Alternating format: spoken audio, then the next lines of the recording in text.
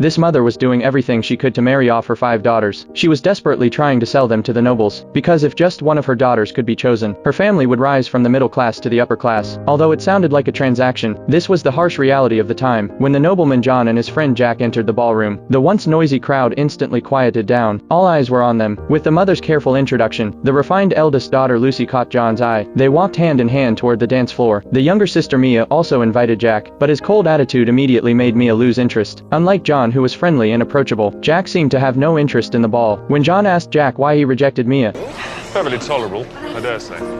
Not handsome enough to tempt me."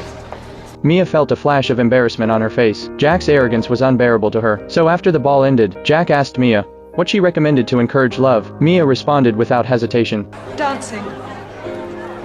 Even if one's partner is barely tolerable.